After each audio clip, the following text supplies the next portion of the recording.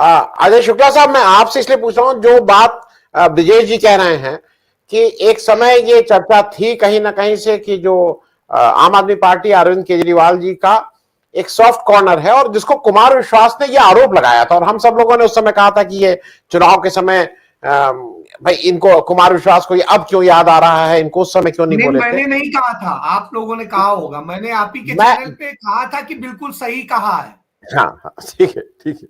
मैं ये कह रहा हूं कि इस तरह की एक बात जब कुमार विश्वास ने कही थी, तो बाय एंड लार्ज मीडिया ने कहा था कि चुनाव के समय इनको क्यों याद आ रहा था, इनको जब ये हुआ तो समय क्यों नहीं बोले थे। खैर, आज जो ब्रिजेश जी ये बात कह रहे हैं, और जो इससे पहले नीर साहब ने कही कि कहीं ना कहीं मान साहब का ये सॉफ्टनेस है कि ये वो हैंडल नहीं कर सकते हैं कि आज देश में केवल चुनावी माहौल हो गया है। पंजाब का मुख्यमंत्री चुनाव के चक्कर में चला जा रहा है महाराष्ट्र, देश का गृह मंत्री कभी आसाम घूम रहा है चुनाव के लिए, तो चंपारण में सभा कर रहा है, तो मध्य प्रदेश में चुनाव की सभाएं कर रहा है। देश में क्या हो रहा है इससे किसी को लेना देना नहीं है। मैं जो आपसे पूछ रहा हूं कि जो कई लोग इस पे पूछ रहे हैं कि आपको क्या लगता है ये समस्या क्या है, ये कैसे इतना सपोर्ट मिल जाता है, कोई भी व्यक्ति आता है, जैसा ब्रिजेश जी कहे, अभी एक महीना भी, अरे अभी एक साल भी नहीं हुआ, उसको सपोर्ट मिल रहा है, और वो बिल्कुल, वारिस मैं पंजाब सहमत हूं देखा। ब्रिजेश जी की बात से। और जी मैं इसी पे, आपका जो सवाल है वहीं पे आ जाता हूं सीधे। जी जी। कि देखिए, एक साल पहले अमृतपाल कौन था, कोई नहीं जानता है। आप ये सोचिए, 12वीं पढ़ा है, और वो कैसे पढ़ा है वो सब कोई जानता है, जो उसके यहाँ आप चले जाइए पता चल जाएगा। उसके बाद में वो जाके वहां ट्रक चलाता है, और दुबई में ट्रक चलाने का काम करता है, और जो है उस तरह के धंधे में लग जाता है। वहां से अचानक वो दीप सिद्धू की मौत के बाद में प्रकट किया जाता है, और ये वहां पर जब रहता है, सिख धर्म के जो 5 सिद्धांत हैं, उन पांचों का उसने कत्ल किया होता है। तो आप ये समझ लीजिए कि सिख धर्म के जो 5 अनिवार्य तत्व हैं, केस भी काटता है, वो भी सारी चीजें, मतलब सब कुछ, सारे उसका उल्लंघन करता है। उसकी अपनी पुरानी फोटोग्राफ्स आप देख लीजिए तो दारू पीते हुए की भी और तमाम तरह की आपको मिल जाएंगी। छोड़ दीजिए, उस पे मैं नहीं जाता हूं। उसके आने के बाद, यहां आने के बाद में वो दाढ़ी वाड़ी और उस तरीके से बढ़ा के भिंडर वाले का रूप लेने की कोशिश करता है। नीर साहब बैठे हैं, अमृतसर को बेहतर समझते हैं, उन्होंने भी इस चीज को समझ रहे हैं। और उसके बाद में वहां पर वो जिस तरीके से अपने आप को प्रस्तुत करता है, फिर उसे जत्थेदार का कौन पदवी दे देता है भगवान जाने, वो जत्थेदार कहलाने लगता है। और फिर जत्थेदार बन के, और पूरी तरीके से लगता है उसने ठेकेदारी ले रखी है और खालिस्तान बना के रहेगा। युवा गलत दिशा में जा रहे हैं, नशे में जा रहे हैं, सब इसकी बात करने लगता है। खुद नशा कर रहा था। छोड़ दीजिए, आइए आप 2017 पे आ जाता हूं मैं। 2017 में अरविंद केजरीवाल जिसके घर में जाके रुकते हैं, वो पूर्व आतंकवादी होता है, और बड़ा आतंकवादी होता है, और उसकी मदद तब चुनाव में ली जाती है। तो ये आप जान लीजिए, आज का नहीं किस्सा। कुमार विश्वास ने कोई गलत बात नहीं कही, और कुमार विश्वास का जो ये वीडियो चलाया गया था वो उस दिन का नहीं था, पुराना वीडियो था, इसलिए कुमार विश्वास को हम दोषी नहीं कह सकते। दूसरी चीज ये है कि वो उस समय पूरा मुद्दा उठा, लेकिन चलिए चुनाव हो गया, सब चीजें हो गई, जो भी चीज है वहीं से सुलगाने की कोशिश की गई थी, लेकिन उस समय इतना एक्सपोज हो गया कि वो बैकफुट पे आ गए, और वो उस ढंग से नहीं कर पाए जैसे करना चाहते थे। लेकिन इस चुनाव में आते आते जो राजनीतिक अस्थिरता का दौर आया, उस दौर में उन्होंने उसका पूरा इस्तेमाल कर लिया। और जो कनेक्शन थे, आपके चैनल पे मैंने बैठ के कहा था कि किस तरीके से यहाँ के सरपंचों के और तमाम सारे लोगों के, जो उस तरह के लोग हैं, उनके खातों में बाहर से पैसे आ रहे हैं, इसकी एनआईए जांच क्यों नहीं कर रहा है। डॉक्यूमेंट्री प्रूफ है, अकाउंट में कहां से पैसे आए हैं, सब चीजें चेक की जा सकती। नंबर 2, जिस तरीके से इस चुनाव में उग्रपंथियों की मदद ली गई और उग्रपंथियों की तरफ से अपीलें जारी हुई। तो साहब, कहां बैठी थी सरकार, केंद्र सरकार कहां बैठा था, एनआईए कहां बैठे थे, सब कहीं कोई नहीं दिख रहा था। छोड़ दीजिए वो भी। उसके बाद में तमाम चीजें जिस तरीके से घट रही थी, जस्ट चुनाव के ही घोषणा होने के बाद में जिस तरीके से अचानक एकदम से एक विस्फोट होता है लुधियाना के कोर्ट में, और फिर उसके बाद में और वो सीक्वेंस चल पाता है, और ये सीक्वेंस जैसे चलता है वो घटता नहीं है। जिस दिन से आम आदमी पार्टी की सरकार बनी है, मैंने आपके चैनल में कहा था ये जीते हैं तो आप मान लीजिए कि आतंकवादियों की सरकार बन गई, और अब पंजाब में आतंकवाद सिर उठाएगा। मैं आपको इस चर्चा में दिखा दूं, मैंने अपने अखबार में इसको लेकर के बाकायदे पिछले 4 महीने पहले जब मैंने अखबार ये किया था, ये मैंने खबर दिखा रहा हूं, ये मैंने छापी थी, ये आप देख लीजिए। और इस खबर में हमने लिखा था कि पंजाब में ने फिर किया आतंकवाद की ओर रुख, और आम आदमी पार्टी की सरकार और किस तरीके से जो भी वो कर रही है वो सारी एक एक चीज दी थी, और सारी घटनाओं का जिक्र किया था, और क्या क्या नेक्सस है किया था, और इसमें कैसे दिल्ली में बैठी नरेंद्र मोदी की सरकार भी इन्वॉल्व है, ये भी नेक्सस मैंने बताया था। यदि गलत है, मैंने अखबार में छापा है, मेरे खिलाफ मुकदमा दर्ज करें, मुझे जेल भेजें, और आपके चैनल पे जिम्मेदारी के साथ कहता हूं मुझे जेल भेजें। मैंने जिम्मेदारी से उस कनेक्शन को लिखा है कि कैसे दोनों ने मिलके ये तैयार किए हैं पूरे नेक्सस, और किस तरीके से कहां कहां से क्या फंडिंग हो रही, मैंने डिटेल्स दिए हैं। तो साहब, सबसे बड़ी बात है, मुझे या तो जेल भेजिए या इस पे जांच करा लीजिए। मैंने ट्विटर पे सभी को, प्रधानमंत्री को, अरविंद केजरीवाल को, इनको भगवंत मान को, डीजीपी पंजाब को, सबको मैंने टैग किया, गृह मंत्री को भी, और टैग करके मैंने लिखा कि इसकी जांच कराइए, और यदि मैं गलत पाया जाता हूं तो मुझे गिरफ्तार कीजिए। साहब, आज तक तो कोई जवाब आया नहीं, 4 महीने हो गए। ये उदाहरण आपको दे रहा हूं, और मैंने ये जो सारी चीजें जुटाई, बड़ी मेहनत करी, कुछ मित्रों की मदद मिलती, मैं सीधी सी बात बोलता हूं तो, और मैं जहां रहता हूं जिस सेक्टर में, उसी सेक्टर में इंटेलिजेंस ब्यूरो का नॉर्थ वेस्ट इंडिया का हेडक्वार्टर है, तो इसलिए मतलब दीवार ही लगती है, बस समझ लीजिए। तो छोड़िए तो मैं सिर्फ इतनी बात कहता हूं कि साहब, ये सारे फैक्ट मैंने दिए कि किस तरह से आतंकवाद को पनपाया जा रहा है। पंजाब में जो व्यक्ति डीजीपी था, वही व्यक्ति गुप्ता वहां पर जाकर के आज एनआईए का डीजीपी है। कैप्टन अमरिंदर सिंह कहते हैं कि अमृतपाल आईएसआई का एजेंट है।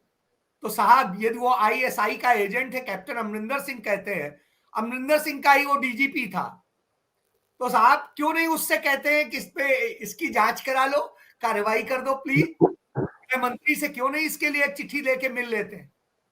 तो साहब, कोई नहीं मिलेंगे, कोई नहीं करेंगे, क्योंकि अमृतपाल को आगे बढ़ाना है, उसे नेक्स्ट भिंडरवाला बनाना है। और जब ये बनेगा, पंजाब में हिंदू मुस्लिम और हिंदू और सिख, या सिख और ईसाई, और ये सारी चीजें जब होंगी तो उसका लाभ किसको मिले। जिस भारतीय जनता पार्टी के पास एक विधायक है, उसके 20 विधायक तो हो ही सकते हैं। तो सत्ता में वो एक की पोजीशन में तो आ ही सकती है, और जिसके पास सत्ता है वो सत्ता इसी बूते बचा सकता है कि देखिए, आप हमारे यहां आते हो, जिस दिन हम बनते हैं, आप डीजीपी इंटेलिजेंस के दफ्तर पर रॉकेट लॉन्चर से हमला करते हो, हम कुछ नहीं करते। आप थानों पर हमारे हमला करते हो, हम कुछ नहीं करते। आप काली माता मंदिर पे पटियाला में हमला होता है, सरेआम घुस के मूर्ति तक को नुकसान पहुंचाया जाता है, हम कुछ नहीं करते। आप अमृतसर में, नीर साहब बैठे हैं, अमृतसर में सरेआम पुलिस के सामने डीएसपी खड़ा था, सब खड़े थे, और सबके सामने गोली मार दी जाती है धरना दे रहे हिंदूवादी नेता को। साहब कुछ नहीं है। तो मैं ये उदाहरण दे रहा हूं कि उनमें सब में कितनी सख्त कार्रवाई की पुलिस ने या क्या की, या सिर्फ आई वॉश था। तो ये 101% मैंने छापा है जिम्मेदारी के साथ। और मेरा तो नया अखबार है, आप जेल भेज दो, बड़ा आसान है। तो साहब मैं तो इतनी बात कहता हूं कि इतने सारे एविडेंसेस मौजूद हैं, आखिर क्यों नहीं कार्रवाई कर रहे हैं। मैं खुद पुलिस अफसर का बेटा हूं, इन्वेस्टिगेशन को बेहतरीन तरीके से समझता हूं, खुद मैं वकील हूं क्रिमिनल का, बहुत अच्छे ढंग से क्रिमिनल लॉ को समझता हूं और लीगल फैमिली से हूं, एक एक एस्पेक्ट को जानता हूं। मुझे आप बताइए ना, क्यों नहीं कर रहे हैं आप उस पर जांच भी नहीं करने को तैयार है, क्यों? और एक दिन पहले वो धमका के आता है और एक दिन बाद क्या होता है, एक दिन बाद में आप छोड़ देते हैं। साहब आपकी कृपा है, हम छोड़ रहे हैं, गजब है। सदैव हमने आपने सदैव सीखा है, जो भी थोड़ा सा देखा है कभी भी होगा, क्या कहा जाता है, पुलिस का और शासन का जो चलता है, सरकारें वो इकबाल से चलती है, और जब इकबाल ही खत्म हो जाए तो क्या होगा। और पिछले 8-10 महीने में जो हुआ है इस राज्य में, सरकार का भी इकबाल खत्म है और उनका खत्म है। छोड़िए, एक और डेट का जिक्र कर देता हूं। 22 दिसंबर 2022 सुप्रीम कोर्ट की कड़ी टिप्पणी कि पंजाब के हर मोहल्ले को आपने नशे का गढ़ बना दिया है, और क्या करेंगे, हर बच्चे को नशे में झोंक देंगे। साहब कौन सी सरकार है जो कहती थी उड़ता पंजाब? वही सरकार है। ये तो लोकल मसले भी हैं। और एनआईए जाके केरल में छापेमारी करती है, वो जाके पीएफआई पे प्रतिबंध लगाती है जिसने कोई आतंकी घटना नहीं की होती है। वो जाकर के बिहार में, बंगाल में, तमाम राज्यों में जाके, महाराष्ट्र में, वो सब जगह छापेमारी करती है। नारकोटिक्स कंट्रोल ब्यूरो एनसीबी जाकर के देश के तमाम हिस्सों में कार्रवाई करता है। साहब क्यों नहीं पंजाब में आते हैं आप? पंजाब में आपने कितने खालिस्तानियों को उठाया जो उग्रपंथी है, और सरेआम जो कह रहा है हाँ हिंसा करना मेरा काम है और मेरी वो है, सरेआम कह रहा है और मैं करूंगा, तो यह भी शब्द कह रहा है। एक दिन पहले कहता है कि वही अमित शाह को जो है हम ये कर देंगे वो कर देंगे, और इंदिरा गांधी से तुलना कर देता है, और दूसरे दिन सॉरी कर लेता है कि मैं उल्टा कह रहा था। तो आप ये समझिए, ये कहने के बाद साहब पवन खेड़ा ने इतना ही सा तो बोला कि हाँ वो नरेंद्र गौतम दास, और फिर नहीं सॉरी दामोदर दास, और फिर जो साथ वाले से कंफर्म किया दामोदर दास है कि गौतम दास है, उसने कहा नहीं दामोदर दास। फिर सॉरी रिपीट किया। किसी ने कहा नहीं माफी मांगो, खुद ही करा। और उसके बाद में एफआईआर दर्ज होती है। स्टाक क्या कहते हैं, जिस तरीके से असम की पुलिस एकदम से प्रकट होती है और आके करती है जैसे बहुत बड़ा आतंकवादी पकड़ लिया। तो साहब यहां तो सीधे आतंकवादी हैं।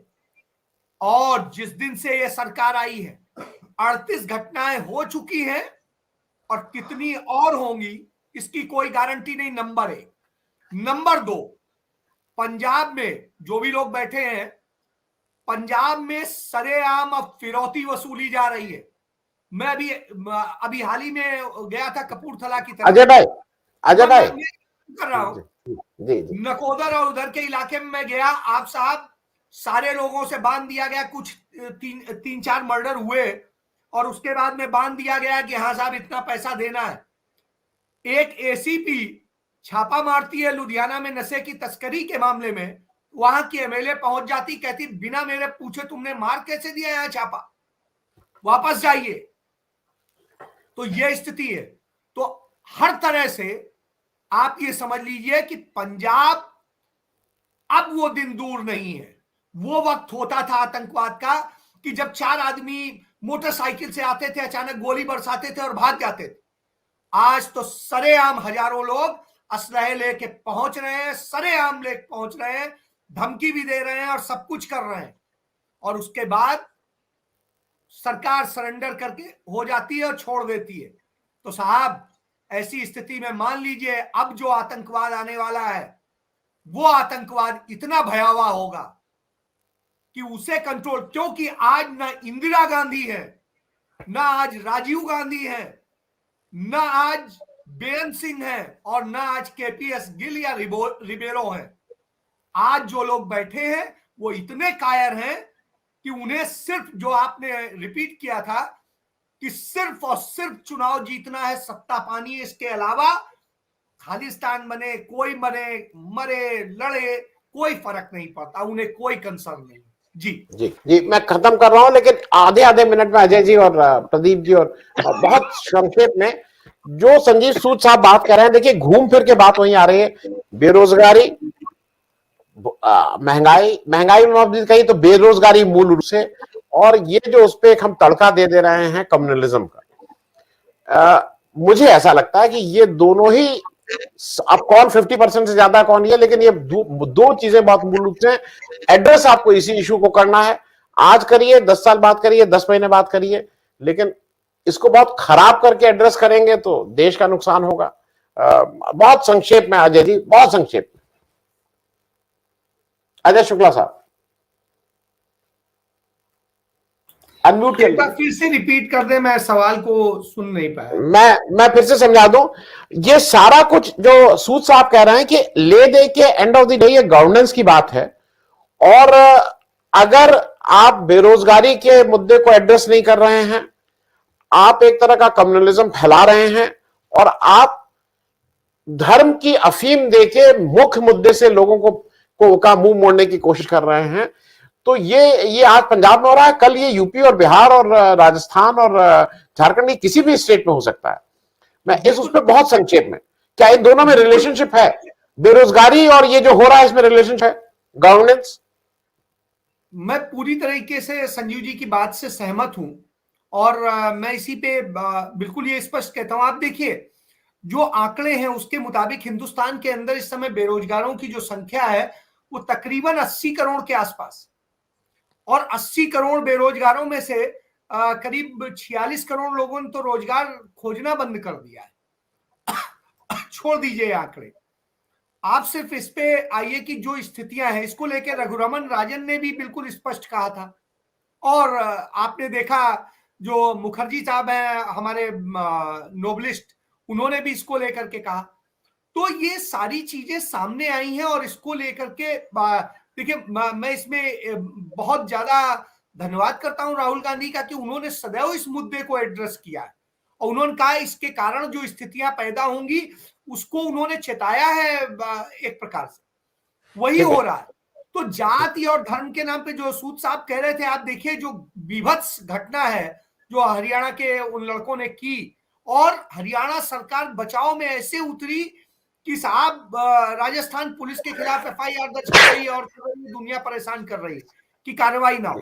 तो ये जो नफरत का माहौल है, चाहे धर्म के नाम पे हो, जात के नाम पे हो, कि तो अभी एक चीज पे टूटेगा, फिर दूसरे पे टूटेगा, फिर तीसरे पे टूटेगा। तो ये स्थिति है। एक तरफ आप ईसाइयों को गाली देते हैं, दूसरी तरफ नागालैंड पहुंच करके कहते हैं साहब वो बहुत अच्छे। एक तरफ गौ हत्या पे हत्याएं कर दे रहे हैं, लिंचिंग कर दे रहे हैं, और दूसरी तरफ जो है आपके खुद प्रदेश अध्यक्ष कह रहे हैं साहब हम तो गाय का मांस खाते हैं और खाएंगे।